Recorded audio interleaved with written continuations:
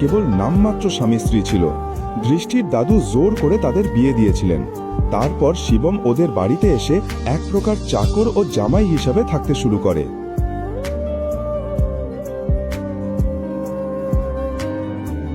Mister ভিখারি, তুমি এখানে কি করছো?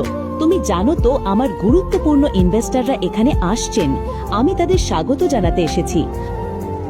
আমি এখানে কোনো নাটক চাই না। তাই তুমি যেটার জন্য এখানে এসেছিলে সব ফেলে দাও এবং এখান থেকে চলে যাও। এটা খুব জরুরি, কিন্তু এরা আমাকে ঢুকতে দিচ্ছে না। দয়া করে আমাকে সাহায্য করো। তুমি এত সাহস কোথা থেকে পেলে? আমাকে ছোঁয়ার কথা কল্পনাও করো না। তোমাকে আমেরিকা যেতে হবে? আমেরিকার বানান বলো একবার। তুমি কি আদৌ আমেরিকার বানান জানো? কে সেই বোকা যে তোমার জন্য আমেরিকার টিকিট বুক করেছে?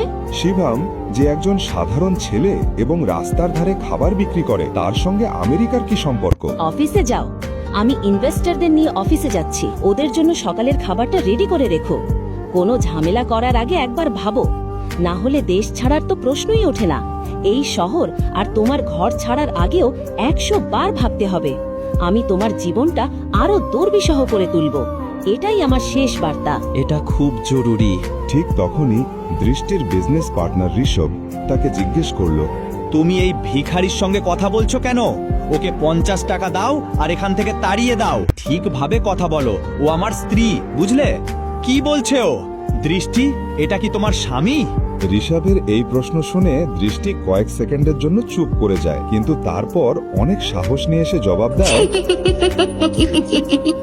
আরে ঋষভ, সত্যি বলছি, ওর দিকে একবার তাকাও।